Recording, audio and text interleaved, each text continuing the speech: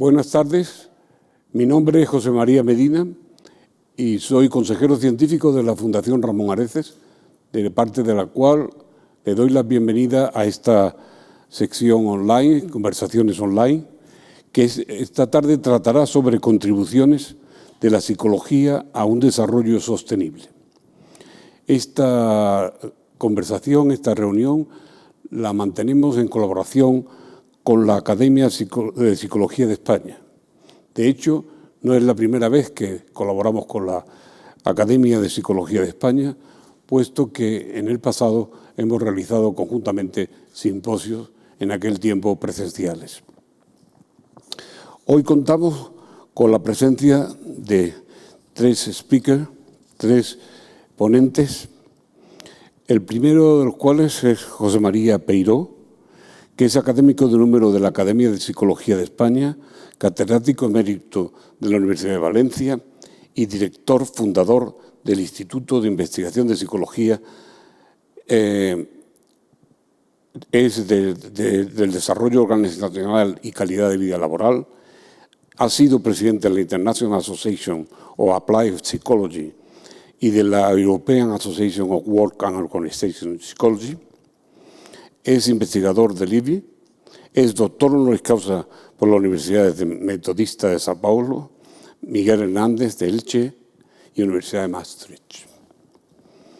El segundo de los conferenciantes, de los ponentes de hoy, es José Antonio Corraliza Rodríguez, que es catedrático de Psicología Social y Ambiental en la Universidad Autónoma de Madrid.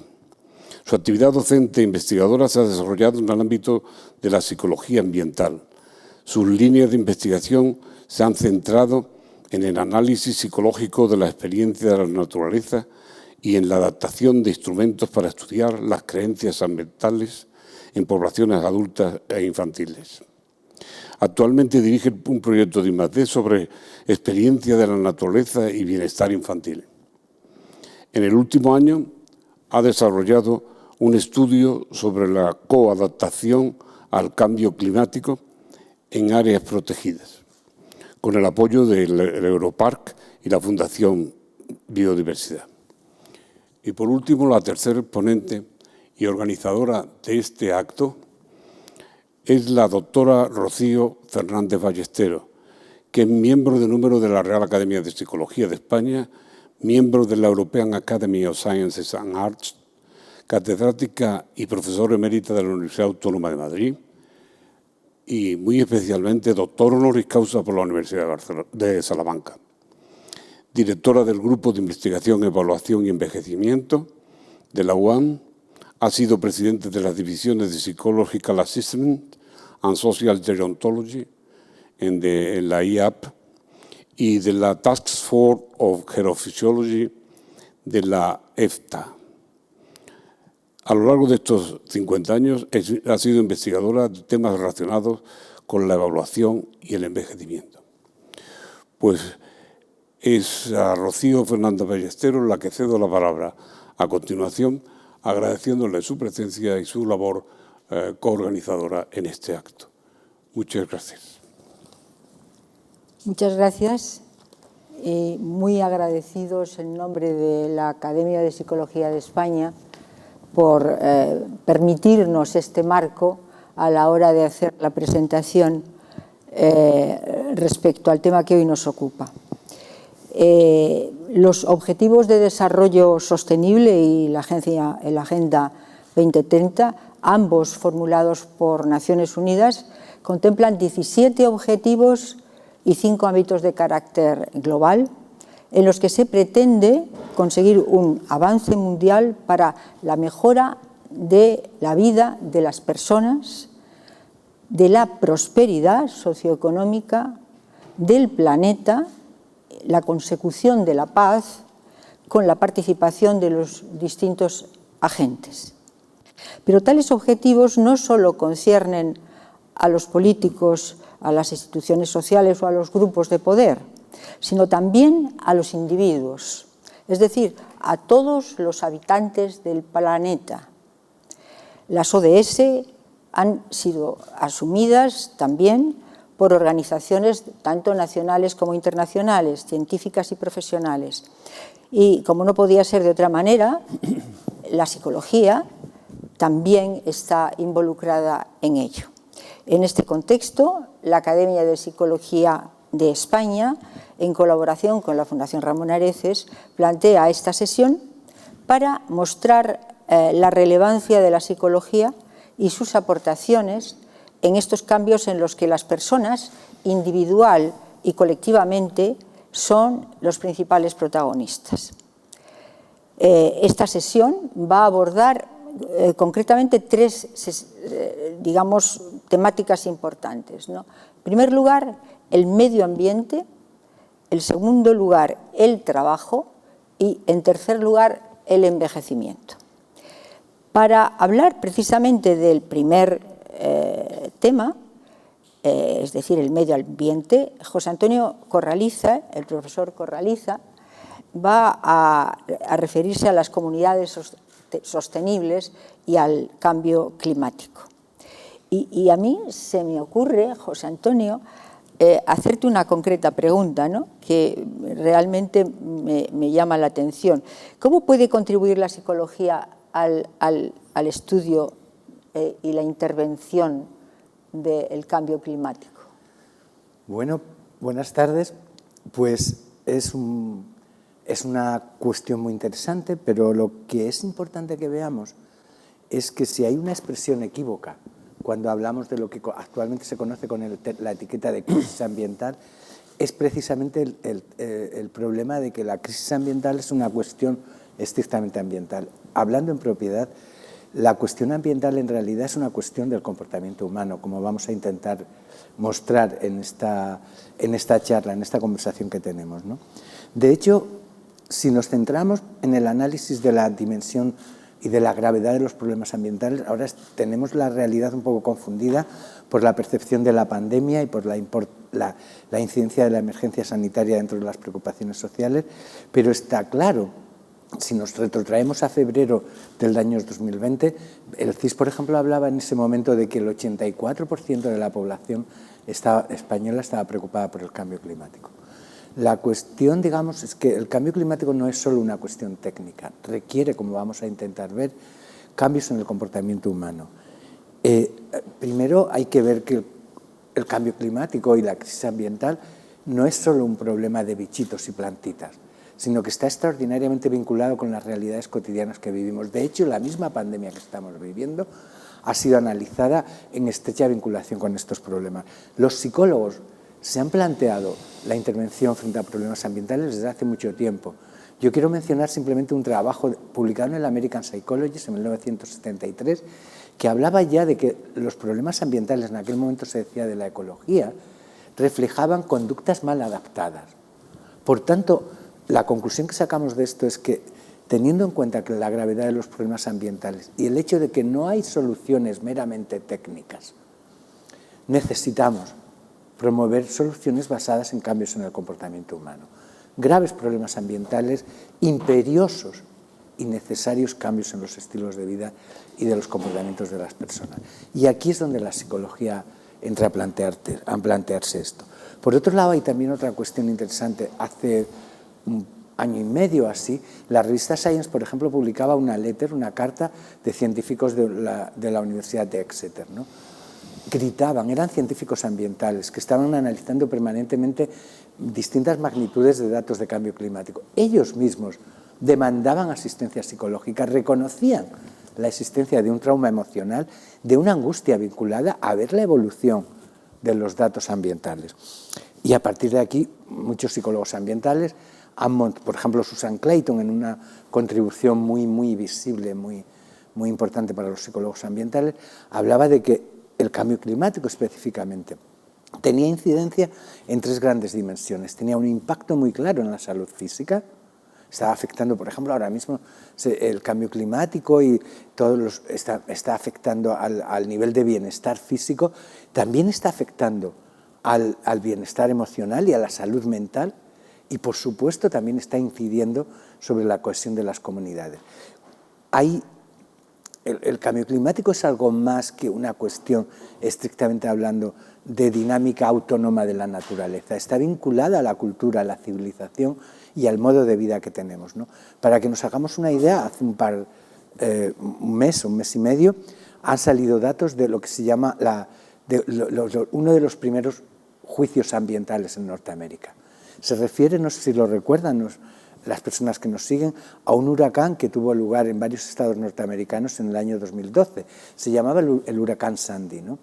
De todas las indemnizaciones que se están pagando por los daños ocasionados por el huracán Sandy, los propios especialistas, expertos y peritos estiman que un 13% está vinculado con problemas ambientales. Y, de hecho, está hablando de unos 8.000 y pico millones de dólares sobre un total de cerca de 80.000 millones de dólares. Es muy importante que nos demos cuenta de esto. Los problemas ambientales son tan graves que no solo los podemos considerar como problemas del ámbito ambiental, sino problemas que nos permiten diagnosticar e intervenir y, por tanto, sus soluciones requieren, entre otras cosas, cambios efectivos en el comportamiento humano.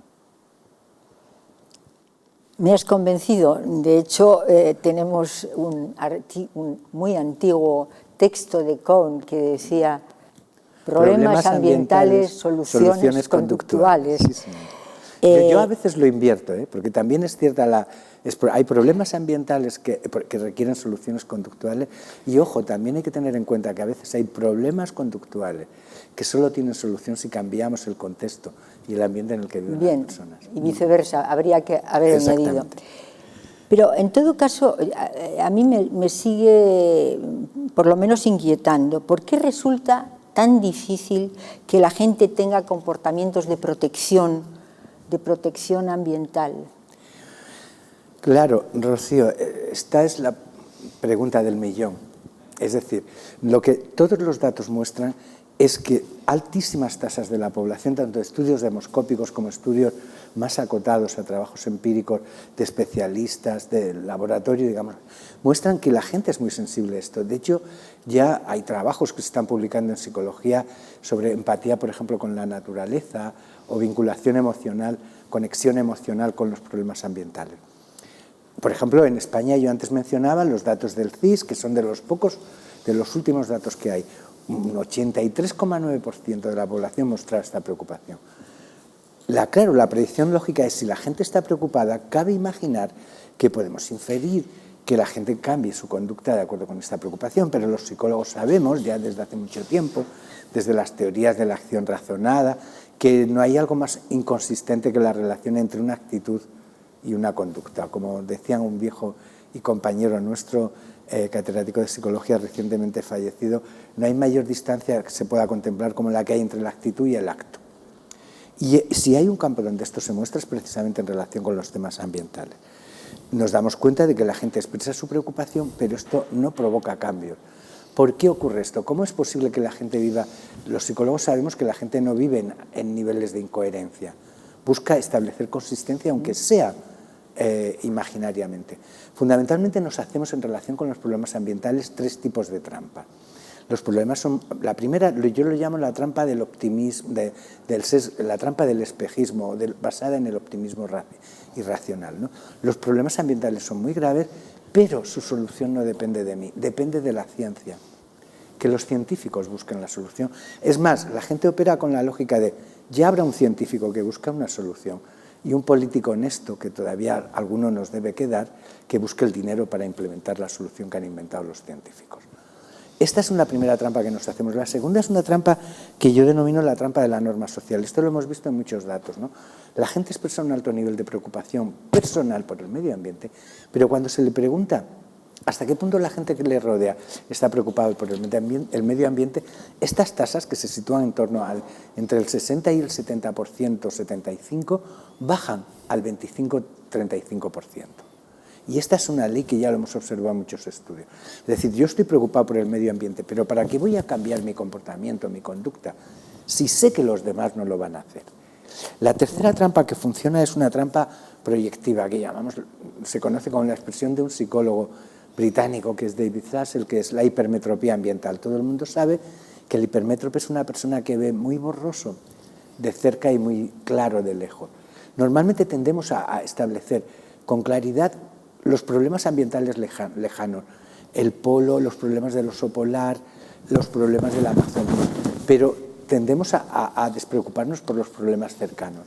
Y esto hace que yo sigo manteniendo mi nivel de preocupación, pero yo poco puedo hacer, a veces pensamos equivocadamente, para ayudar a la Amazonía, cosa que no es verdad. Y hay algún psicólogo, Paul Ster, por ejemplo, que mostró en un estudio para la Academia de Ciencias de los Estados Unidos que casi el 50% de las emisiones de gases de efecto invernadero dependen de decisiones que individualmente toman las personas.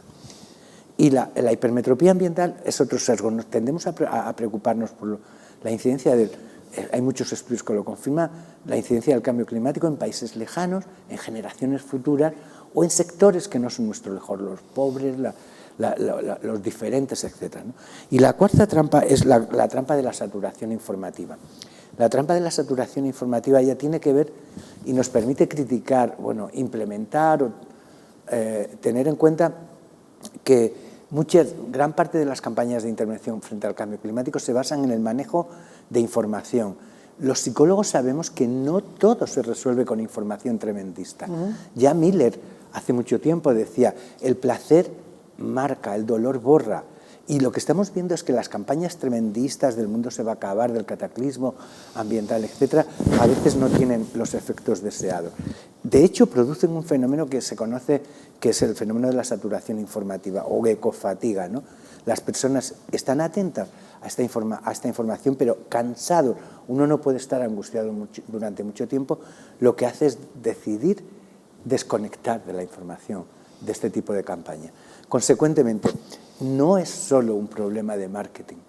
Es verdad que las soluciones al cambio climático dependen también de cómo se cuenten, pero necesitamos, otra vez, como en la primera parte de mi intervención, promover cambios efectivos en el comportamiento humano y en los estilos de vida de las personas. Ya, pero yo me gustaría que hablaras de qué efectos está produciendo, digamos, esta presentación del cambio climático llena de, digamos, de brumas o de elementos bastante peligrosos para el futuro. ¿Cómo se percibe? ¿Qué efectos tiene sobre la conducta? Claro, estamos viviendo un momento en el cual prácticamente la preocupación pandémica inunda todo, ¿no? Y es verdad, y tenemos muchas razones para estar preocupados por la pandemia, ¿no? No solo por los síntomas de la pandemia, sino por lo que la aparición de la pandemia significa sobre el modelo y la organización de nuestra vida que hemos forjado, ¿no? Y esto deforma esta cuestión. Yo a veces, cuando hablo de estos temas con mis alumnos, les pido que por favor hagan un esfuerzo de colocarse simplemente en el mes de diciembre del 2019, en enero del 2020, ¿no? Un mes antes de que empezáramos el confinamiento. Y entonces nos daremos cuenta de que hay más problemas además de la pandemia y que muchas veces la pandemia es el síntoma de esta trama de problemas vinculados. Uno de ellos es el cambio climático. El cambio climático, de hecho, está afectando a esto. De hecho, poco tiempo antes del inicio del reconocimiento de la pandemia, el inicio no sabemos muy bien cuándo se produjo, la APA, la Asociación de Psicólogos Norteamericanos, la APA, reconoció un concepto que a algunos les puede parecer un poco naif, ¿no? Que es el concepto de ecoansiedad.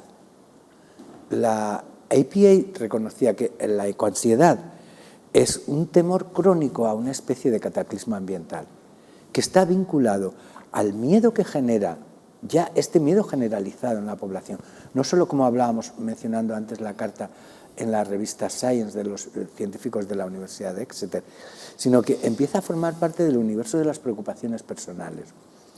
El temor a este cataclismo, a esta crisis ecológica, acaba traduciéndose en muchos síntomas vinculados, por ejemplo, al miedo sobre el destino de mis hijos o el destino de las generaciones futuras, o también, por ejemplo, generando otras respuestas consecuentes, que algunas se han denominado como el trastorno por déficit de futuro, esta sensación de que el mundo tiene una vía, un tren que va por una vía muerta, ¿no?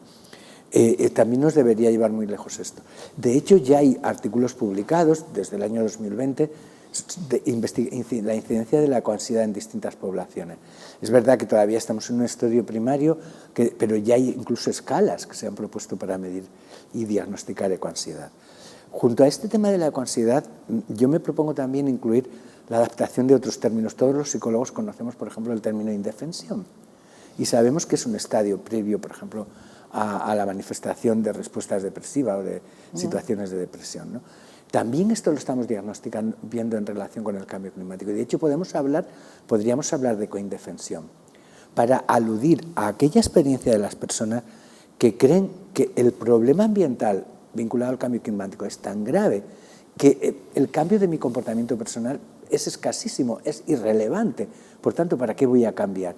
Y entonces se coloca en una situación como de dependencia, de pérdida del control, etcétera, que no solo dificulta que adopte estrategias consecuentes para hacer frente al cambio climático, sino que crea un estado exactamente de eso, de indefensión, ¿no? Que afecta a la expectativa de control sobre la situación y a muchos otros aspectos de su vida cotidiana. Y también podríamos hablar de ecofatalismo. El ecofatalismo en este caso es la sensación, un autor que se llama Semmensa lo llama, el problema ambiental es tan grave que yo poco puedo hacer. Nadie me puede convencer de que esto dependa de mí. Esto debe depender de los líderes mundiales, de las grandes corporaciones, por tanto, no me siento vinculado frente a estos problemas. Ya son síntomas muy vinculados a cronificar respuestas de estrés y estados de ansiedad, en los que yo no soy experto, ¿eh? Yo puedo identificar estos síntomas, pero invito también a que los psicólogos clínicos vayan adoptando paradigmas que permitan descubrir y asociar estos síntomas con cambios ambientales. La cuestión, esta sí que es la pregunta del millón, y antes lo utilicé impropiamente probablemente, ¿no?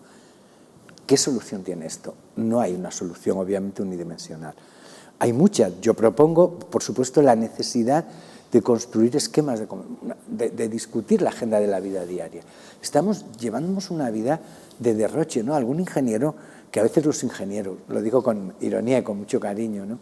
Los ingenieros aciertan en sus metáforas, decía que nuestra vida diaria es de tal nivel de derroche que equivale a la vida de un patricio romano que dispusiera solo para su servicio de 30 esclavos. Yo creo que incluso al patricio romano esto le parecería una situación de derroche. Pues nosotros vivimos en esta situación de derroche. Hay que cambiar y retornar a principios basados en la simplicidad voluntaria, la frugalidad, al menos es más, etc., ¿no?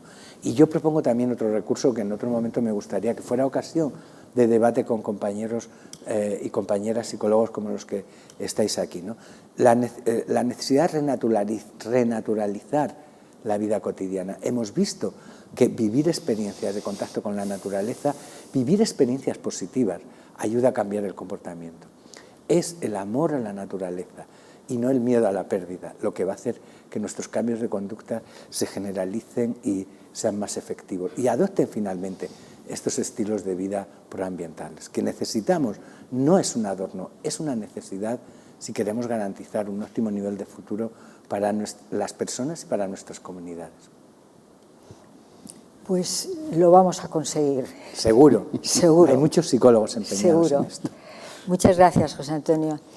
Le corresponde ahora el turno al profesor Peiró, que va a presentarnos cuestiones relacionadas con uno de los objetivos, el de trabajo decente para todos. Yo para ti no tengo más remedio que hacerte una pregunta. ¿Por qué llamar decente al trabajo? Bueno, una primera respuesta muy lacónica es porque hay mucho trabajo indecente. Pero vamos a clarificar un poquito qué es esto del trabajo decente. Lógicamente el objetivo es un objetivo a nivel mundial y por lo tanto hay en muchos ámbitos y en muchos espacios, en muchos países, zonas y áreas de trabajo que están en el nivel de la informalidad, que están en unos niveles precarios, que no ofrecen dignidad y respeto a las personas, que a veces hay explotación, que hay trabajo infantil, que hay situaciones en las que el 60% de todo el trabajo del mundo está estimado que es un trabajo informal, es decir, fuera de la normalidad y legislación y, por lo tanto, sin protección social y sin una serie de aspectos de mutualidad. Y todo eso uno se da cuenta cuando, y yo invito a nuestros oyentes a que miren en el programa de la International Labour Organization, la Organización Mundial del Trabajo, que miren los programas que plantean en cada país los objetivos de trabajo decente. Y, lógicamente, si miran Europa, si miran, bueno, pues verán una serie de déficits que tenemos que mejorar. Pero si miran países de otras regiones del mundo, verán que estamos en unos niveles muy básicos y con problemas no resueltos. Por ejemplo, uno de los objetivos en muchos países es erradicar la explotación infantil. Por lo tanto, tenemos un campo impresionante en el que los psicólogos tenemos mucho que hacer junto con otras organizaciones e instituciones. Para empezar, hemos de ser conscientes que ahora con la pandemia, cuando se analizan los datos a nivel mundial, vemos que se está alargando la brecha.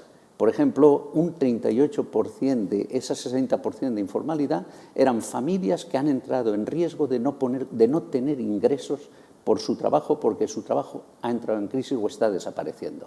Se está aumentando, por lo tanto, el desempleo en lo informal.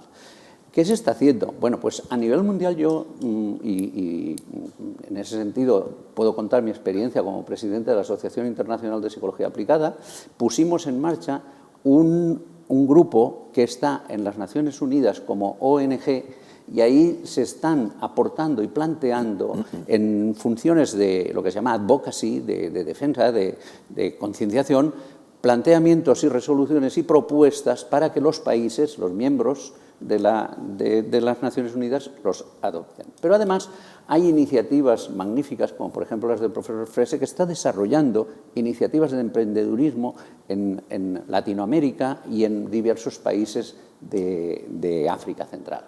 Por otra parte, se ha desarrollado, los psicólogos del trabajo hemos desarrollado a nivel internacional una organización que es Humanitarian Work Psychology, que curiosamente está suscitando mucho interés y de colaboración de psicólogos jóvenes y que de alguna manera pone al servicio de las ONGs el conocimiento que tenemos de aspectos organizativos y de aspectos de gestión y dirección de personas, de organización del trabajo, para que la eficacia de las ONGs sea mayor. Por ejemplo, en muchas ocasiones hay gente que se presta voluntaria a la ONG, pero lo que no descubre es que 2 meses después va a tener un shock terrible cuando haya ido como voluntario y cooperante a un país y que va a querer volverse.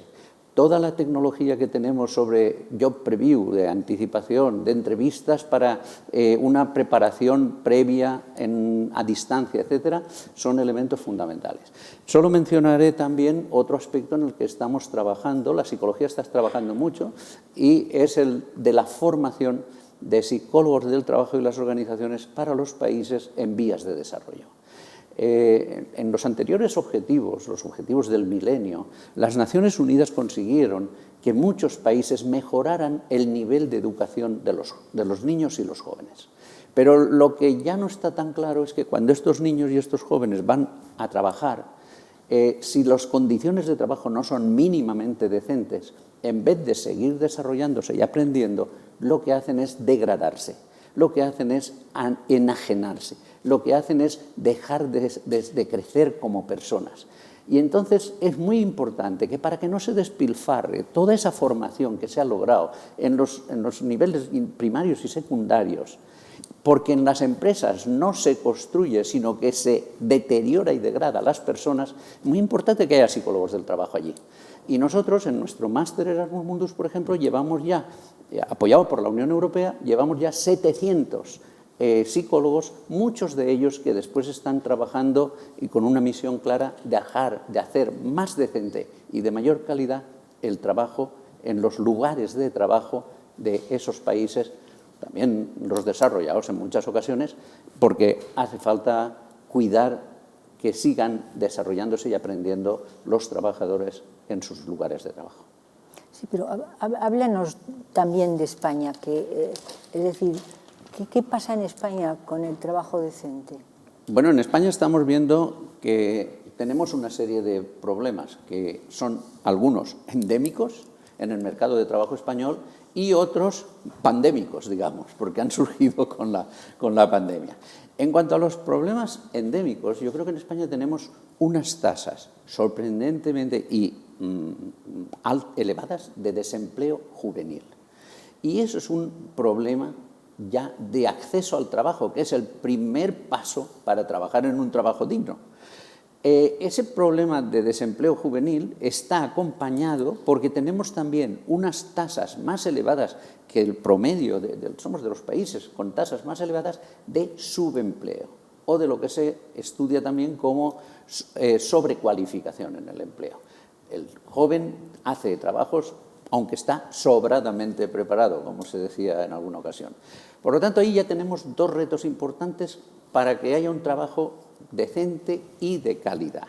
En el 2011, la European Association of Work and Organization Psychology hicimos una declaración al final del Congreso resaltando que no era solo importante el trabajo decente, sino que además había que aspirar a más y que los psicólogos podemos contribuir a más, contribuyendo a diseñar trabajos de calidad. Pero evidentemente eso requiere una actividad económica y eso requiere poner en juego una serie de transformaciones y unas políticas activas de empleo, porque de lo contrario no podemos alcanzar eso. Entonces, un primer elemento que yo resaltaría en nuestro país es trabajar, y hemos desarrollado observatorios de inserción laboral de los jóvenes, hemos desarrollado observatorios en las universidades para entender mejor cómo hay que mejorar la preparación para que no haya un desajuste entre la formación de los universitarios y lo que las empresas esperan.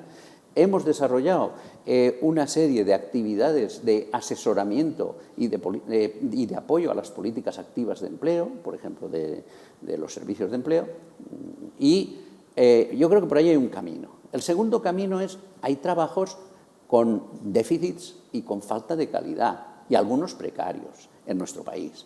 Y entonces vemos la sensibilidad que hay a la desconexión, a los derechos a la desconexión, a los trabajos cada vez más estresantes, a la sobrecarga mental, y vemos que hay toda una serie de riesgos psicosociales, el acoso, las relaciones deterioradas como el acoso laboral, el acoso sexual, el acoso moral. Y ahí yo creo que también la psicología y la psicología del trabajo tiene una contribución y está haciendo una contribución importante.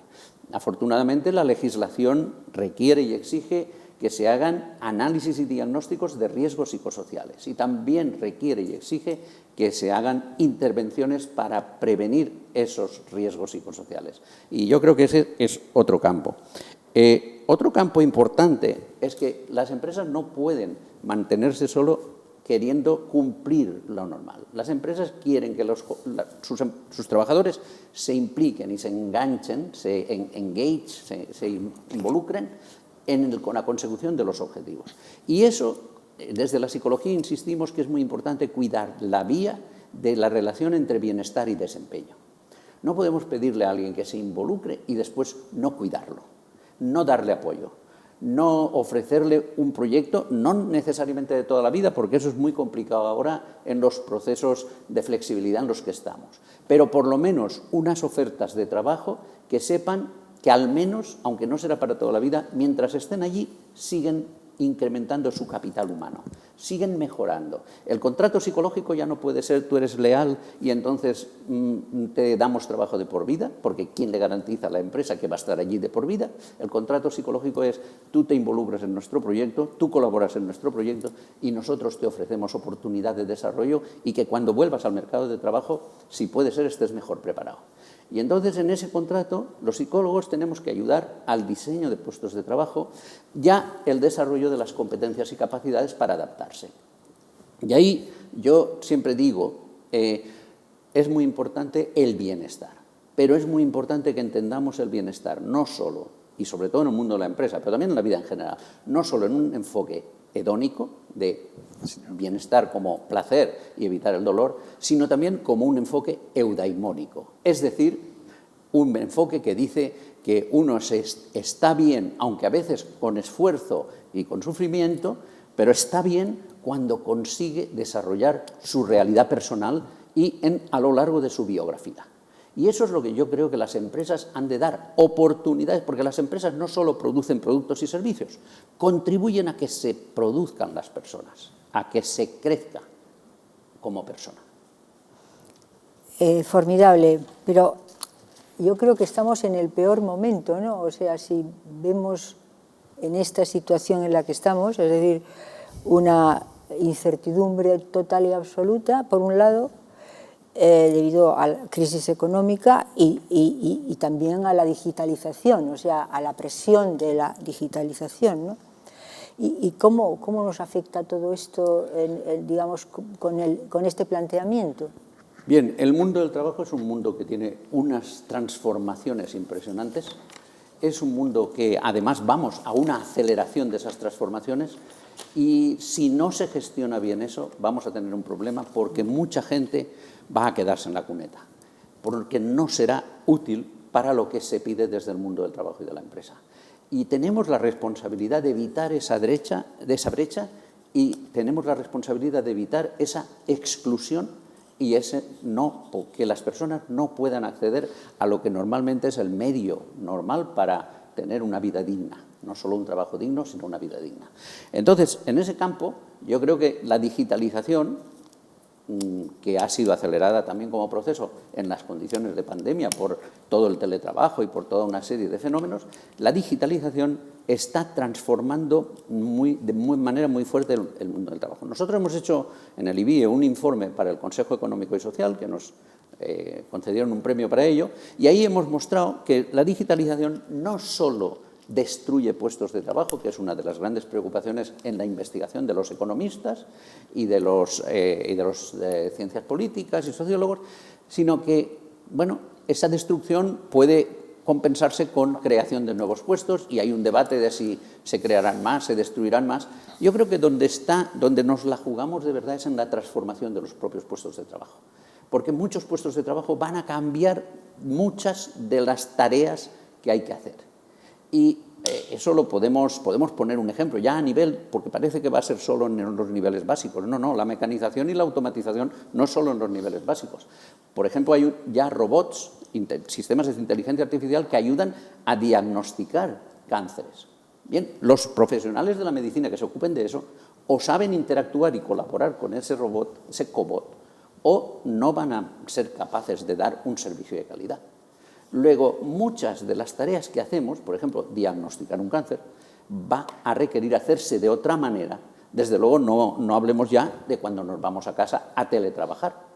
Muchas de las cosas que hacemos, el que dirige a personas que están teletrabajando, sus competencias han de ser bastante diferentes, aunque parezcan las mismas, que cuando las tiene a todos allí cara a cara. Por lo tanto, digamos, hay una transformación fundamental. Lo siguiente que yo diría es, ¿y entonces dónde está el reto? Bueno, el reto está por una parte en que las organizaciones, cuando se vayan digitalizando, tienen que estructurar y cambiar no solo los sistemas de trabajo y las tecnologías, sino que han de repensar sus prácticas de gestión de recursos humanos y han de repensar sus estilos de dirección. Y eso, fundamental. Lo siguiente es, las personas nos tenemos que preparar. Es imposible adivinar cómo serán los trabajos. Tenemos que el 60% de trabajos en los que trabajarán los niños y niñas que hoy están en la escuela primaria no existen. En la escuela no existen. Con lo cual es imposible preparar para esos trabajos que no existen. ¿Para qué hemos de preparar? Para insertar la pasión de prepararnos a lo largo de toda la vida, para estar atentos y adaptarnos. Y para eso yo he desarrollado un modelo que he procurado que sea intuitivo y le llamo el trébol de 4 hojas. El trébol de 4 hojas porque es un trébol que da suerte y yo creo que necesitamos. Para que alguien sea competente y pueda seguir siéndolo con el reskilling, o sea, con la actualización de sus skills, es muy importante que sea competente en su profesión, que se le entrene bien ya desde el principio en su profesión y que no entrenemos en cosas que ya no existen, que muchas veces los sistemas educativos se han de repensar. Pero no solo has de estar entrenado en tu profesión. Ya en el 2008 hubo una comisión de la Universidad de Cambridge junto con IBM que dijeron, no, cada vez más es importante que los profesionales entiendan un poco de las otras profesiones con las que colaboran. No han de ser expertos, pero han de entender. Y ese es otro, es transacción, digamos, el equipo transaccional, como la memoria transaccional. El segundo bloque es, por lo tanto, el segundo bloque es ese. El tercer bloque ya tiene que ver con las competencias digitales. Pero hay otras que son todavía más importantes que las digitales, y es lo que yo llamo las competencias digitalizadas. Es decir, no es lo mismo supervisar y negociar cara a cara que negociar mediante medios telemáticos. Son distintos los procesos. Hablo también después, esas competencias son transversales en muchos casos. Y por último, creo que es importante desarrollar las competencias para la gestión de la propia carrera. Ya no podemos esperar que sea la empresa que nos organice nuestra carrera. Por lo tanto, hemos de ser competentes en la gestión, de planificar, ir implementando y determinar cuándo queremos cambiar de trabajo, qué formación queremos tener, etcétera, etcétera. En fin, creo que todo eso son aspectos y retos, pero en donde la psicología, estamos haciendo experiencias, el reto es escalarlas, es llevarlas a un nivel que tenga impacto, pero conocimiento hay mucho para poder afrontar esas cuestiones. Pues muchas gracias, profesor Peiró.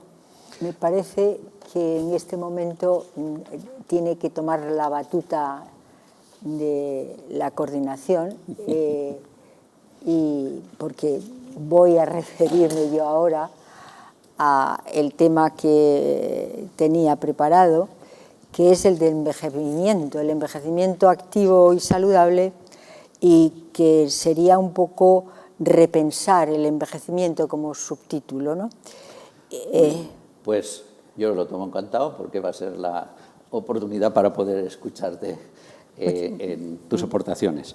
A ver, la primera cuestión que nos interesaría conocer es cómo nos sintetizarías, cómo nos resumirías la situación del envejecimiento y su próximo futuro. Es decir, definirnos un poco la situación. Bien, yo tengo una verdadera dificultad por el hecho de no utilizar transparencias, porque hablar de datos demográficos sin transparencias es sumamente difícil, pero bueno, simplemente la esperanza de vida se ha duplicado a todo lo largo del siglo XX. Hasta mediados del siglo XIX, la esperanza de vida humana en la época griega, en la época, digamos, latina, en todas las épocas, en la época griega, la media de esperanza de vida hombres-mujeres se estima en 36 años. Llegamos a la época de Napoleón, siglo XIX, y ocurre un fenómeno extraordinario, seguramente relacionado con la revolución industrial, seguramente relacionado con el higienismo, con el descubrimiento de la higiene, y en ese momento empieza a incrementarse la esperanza de vida del orden de 2, 3 meses, año, y así sigue.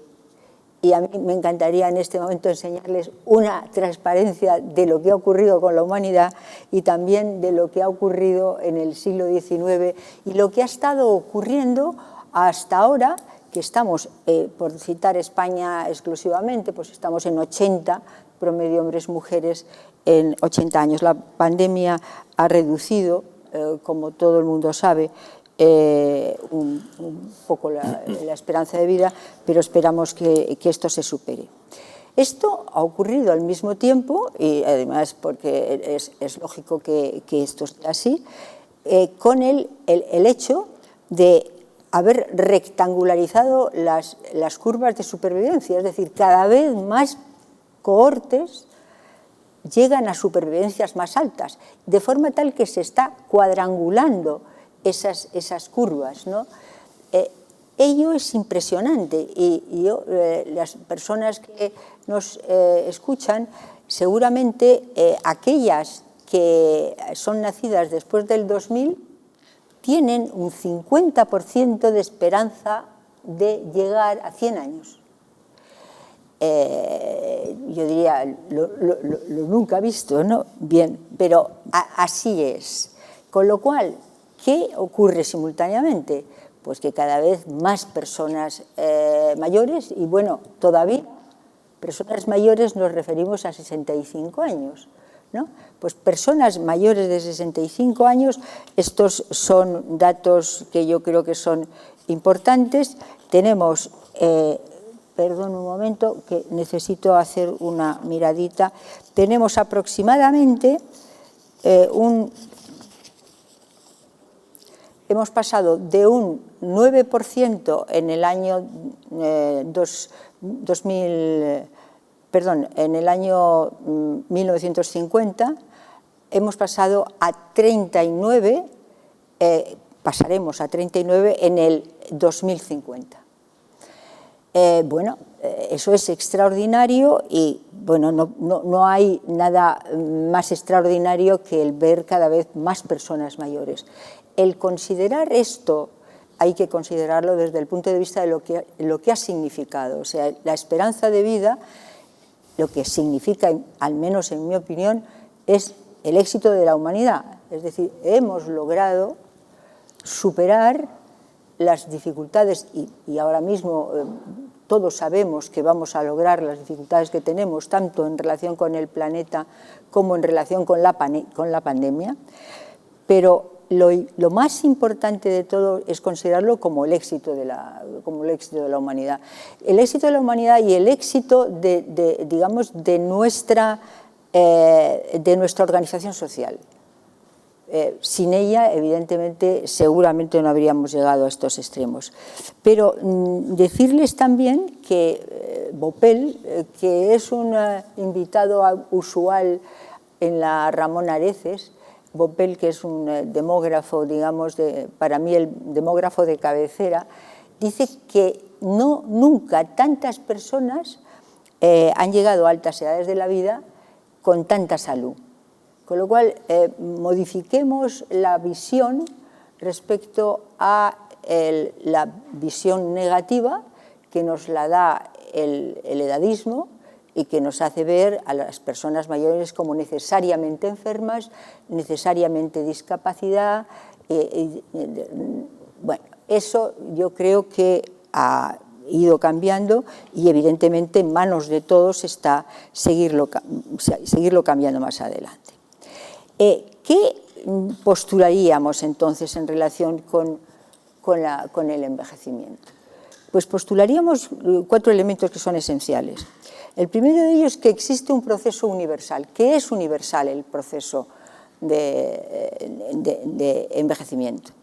En segundo lugar, que ese proceso de envejecimiento está ligado a la enfermedad, es decir, hay una asociación entre enfermedad y envejecimiento y edad. Pero eso no quiere decir lo que recientemente ha sugerido la OMS, que piensa llevar a los sistemas de clasificación de enfermedad al envejecimiento. Eso no solo es un disparate científico, sino no tiene base científica como para poder, bueno, de hecho, tanto en España como fuera de España se ha establecido, digamos, una mini revolución con este tema, que yo creo que no podría dejar de referirme a él. Y finalmente, que existe una extraordinaria variabilidad en las formas de envejecer. A mí me gusta representarme el envejecimiento como un abanico. El abanico que cada vez que tienes más años tienes más posibilidades de cosas distintas, ¿no? Por tanto, bueno, pues esta es digamos, la tercera cuestión de la que los científicos están de acuerdo.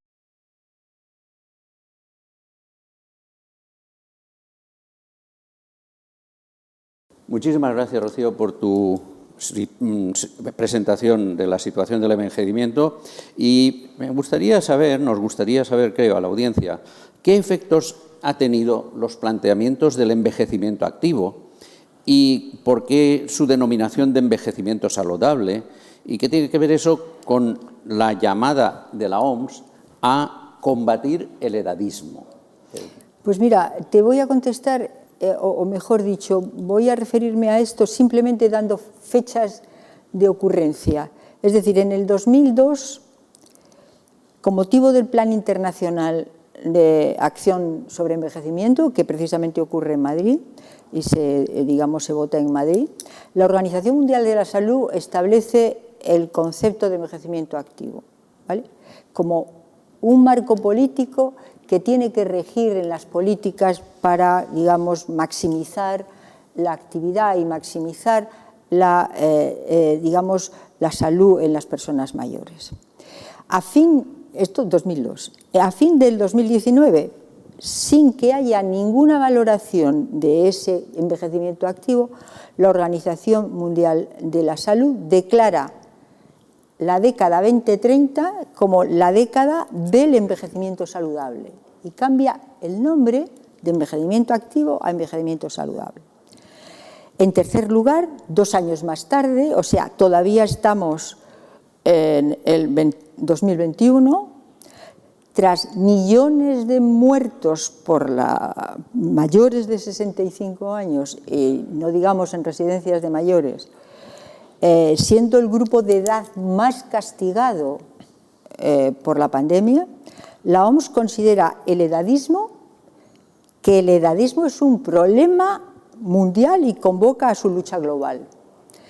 Y la última, yo diría, hazaña de la OMS, aún no culminada, es esta a la que me he referido hace un momento.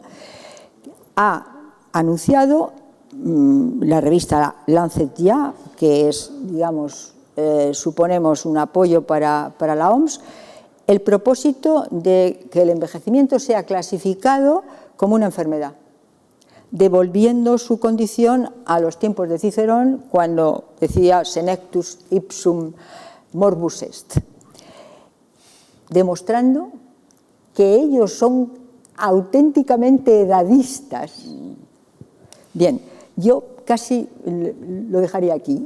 Decir nada más que el envejecimiento activo ha sido realmente un revulsivo, yo creo, para la mejora del envejecimiento en el mundo. Y creo que gran parte de esto que he dicho, que la gente llega cada vez en mejores condiciones, en alguna parte se debe precisamente al envejecimiento activo. Ahora bien, no solamente se requiere el envejecimiento activo como paradigma, ¿no? Muy bien, pues muchas gracias. Vamos ahora ya en una tercera pregunta, y creo que es muy importante y que nos vas a hacer unas aportaciones magníficas, es ¿por qué y para qué repensar el envejecimiento? Pues bien, el tema lo avalan los datos demográficos, y vuelvo otra vez a establecer cifras, ¿no? En el 2050 la población mundial de personas mayores será más del doble y alcanzará 2.100 millones. En el 2050 habrá más del doble de personas mayores de 60 años que de niños menores de 5 años. En el 2050 casi el 80% de las personas mayores de todo el mundo vivirán en los países menos desarrollados. Entre el 20 y el 25 la esperanza de vida en mujeres al nacer será 3 años mayor que la de los hombres. Bueno, en resumen, el ritmo de envejecimiento de la población se está acelerando de una manera extraordinaria y además es universal. El objetivo necesariamente pasa no solo por seguir promoviendo el envejecimiento saludable, sino, yo creo, por establecer un debate para repensar el envejecimiento, que podamos repensar el envejecimiento a base de nuevas soluciones. Yo quisiera mencionar una última debate que ha habido en esta casa, ¿no? El nuevo contrato social, ¿no? En él se habla de que hay que establecer escenarios y hay que tratar de establecer los escenarios más plausibles para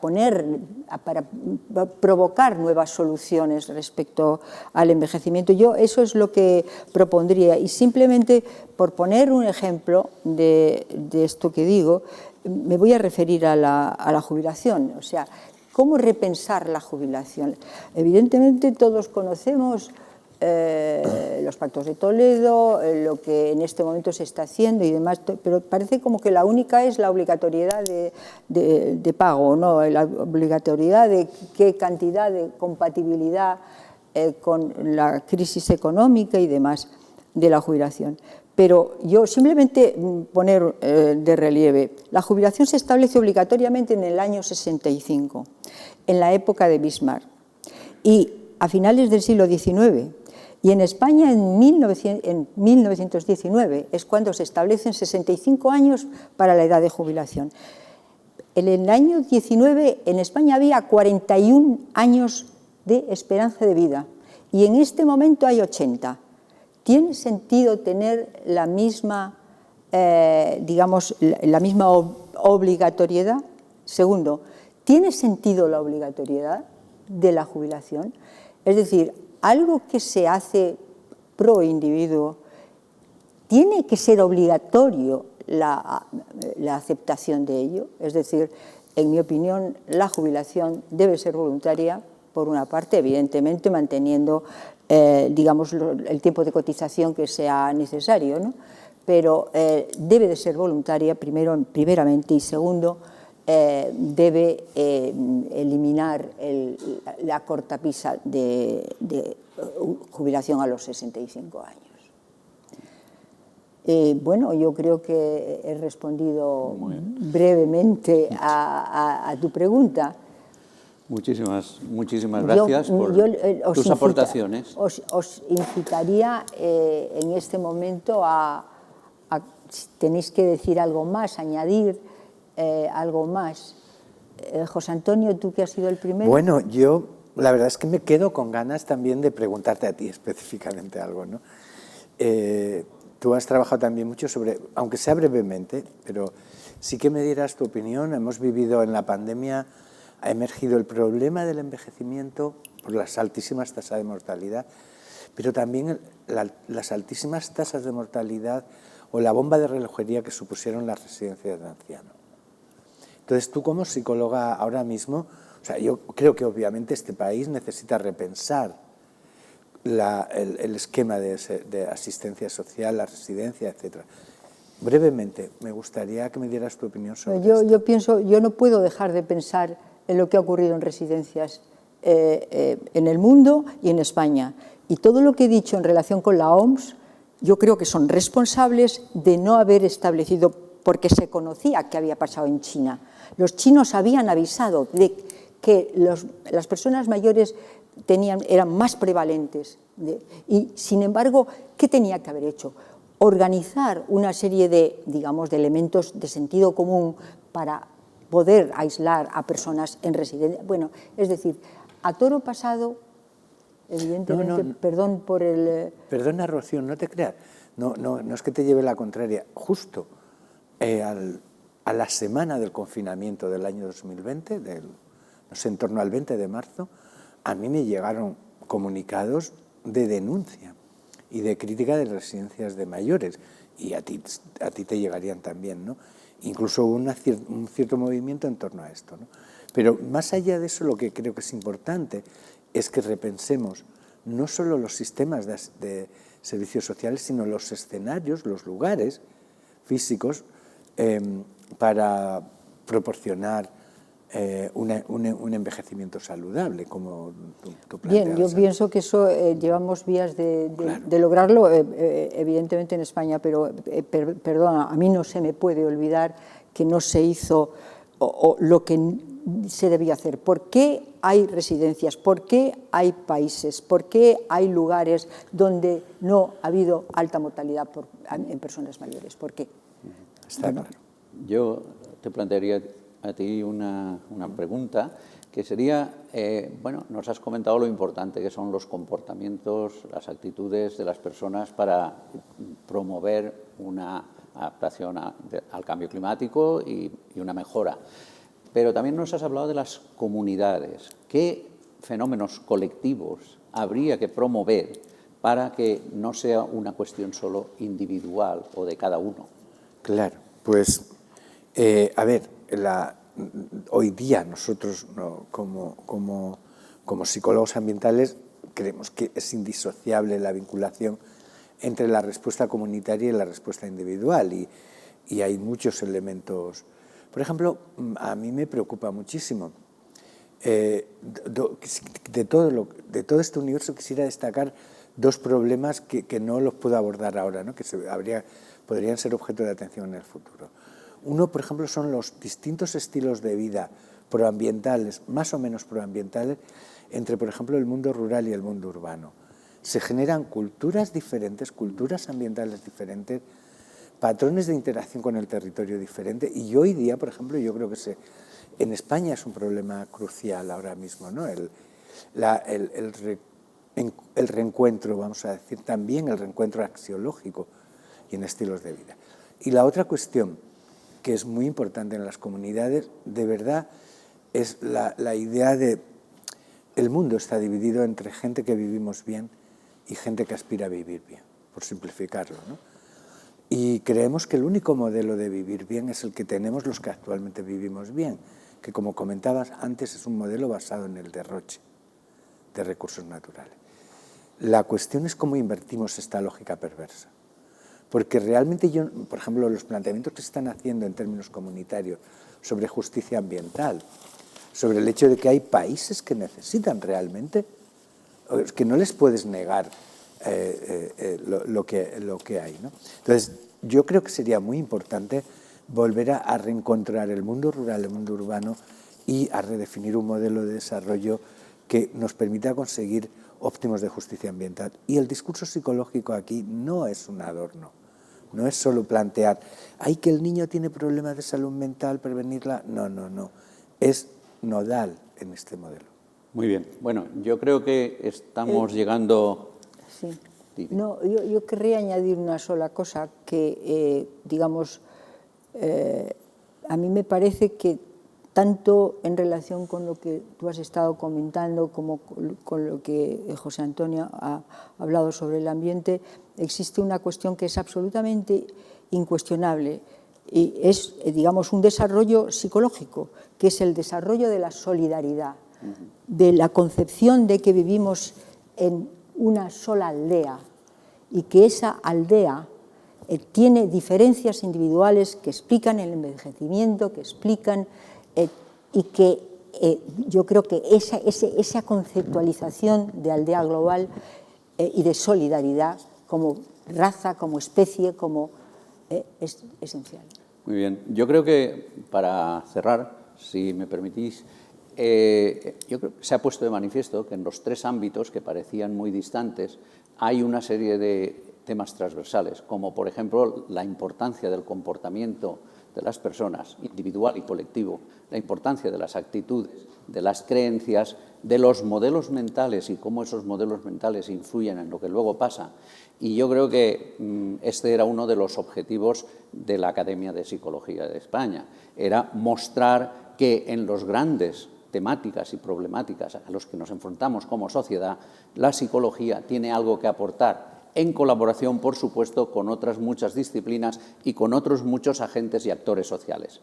Creo que tenemos ahora una oportunidad. Europa ha decidido poner unos recursos importantes para hacer el programa de resiliencia de Next Generation, el programa de recuperación, y ante unas dificultades que hemos sufrido muy fuertes, están haciéndose esfuerzos porque la sociedad, los distintos actores se pongan en marcha para hacer cambios estructurales y para mejorar aspectos del envejecimiento, aspectos del cambio climático y aspectos de la digitalización y las empresas. Creo que ahí la psicología tiene que participar y creo que para eso es fundamental que colaboremos con otros actores sociales, porque sin el comportamiento, sin las personas, sin la participación y sin las aspiraciones e implicación de la gente, no se logrará de una manera eficaz y satisfactoria ese cambio. Yo creo que con eso, si os parece, damos por finalizado este coloquio y agradecemos de nuevo a la Fundación Ramón Areces por la oportunidad que nos ha dado de compartir con la audiencia y con las personas interesadas este tipo de cuestiones. Sí, yo también quiero expresar mi Muchas gratitud. gracias, muchas gracias a los dos por participar. Gracias a ti, Rocío, y a la Fundación.